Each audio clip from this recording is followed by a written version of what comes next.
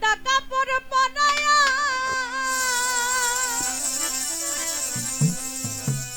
খাটের উপর শোয়া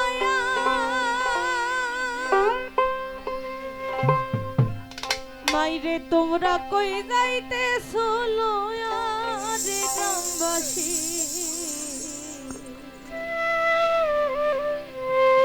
একটু দাঁড়াও মাইরে দেখি।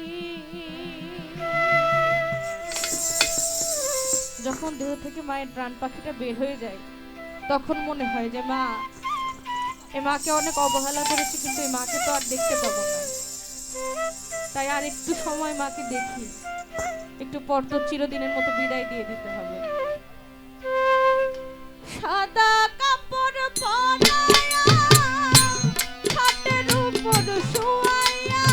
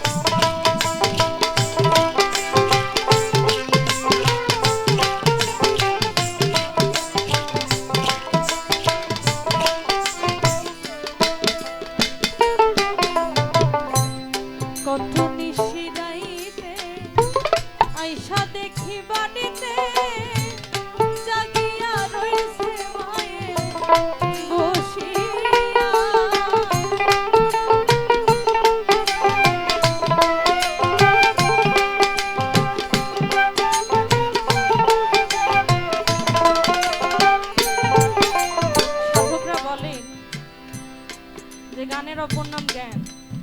গান শুনলে জ্ঞান হয়, জ্ঞান হলে ভাব হয়, ভাব হলে কিছু লাভ হয়। জানি না এখান থেকে আপনারা কি লাভ করে যাচ্ছে।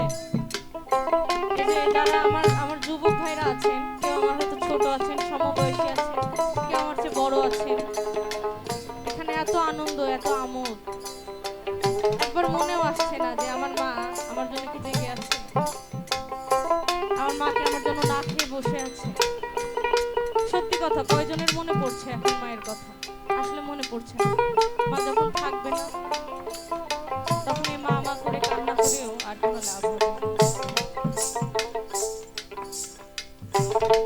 মাস, 365টা দিন সন্তান যদি দূরে থাকে, নারী ছেড়া ধন, মা কখনো শান্তিতে থাকতে পারে না। আর এই মায়ের অশান্তি কেউ দেখতেও পারে না, সবকিছু তো দেখানো যায় না। মায়া, মমতা, প্রেম, ভালোবাসা দেখানো যায় না। অনুভূতির বিষয়, আপনি যদি অনুভব করতে পারেন আপনার মধ্যে একটা মন আছে, মালিক একটা মন দিয়েছে, একটু মায়ের কথা ভাবেন। মা থাকতে মাকে একটু সম্মান শ্রদ্ধা করেন, ভালোবাসেন। চলে গেলে এ ধন আর পাওয়া যায় না। আমি মানিকগঞ্জের মানুষ নই বাবা, আমি বিচ্ছেদের শিল্পী নই, আমি বিচ্ছেদ গাইতে জানি না। আমি আমার মন থেকে যা আসে তাই গাইছি, তাতে আমি জানি না আপনাদের মন কতটুকু আমি ভরাতে পারবো। আমার মন থেকে শুধু আমি আমার মায়ের জন্য গাইছি। গান গেয়ে যাই তো সারা রাত্রব্যাপী গান করি, কত কত জেলায় যায়, যেমন আপনাদের টাঙ্গাইলে এসেছি। বাড়ি ফিরলে পায়ের শব্দে বসে যায় যে কে ফেরত এসেছে। বলা লাগে না মা আমি এসেছি, আমি ডাকার আগে মা দরজা খুলে দাঁড়িয়ে যায়। কত নিশিরাইতে আইসা দেখি বাড়িতে জাগিয়া রইছে মায়ে বসিয়া।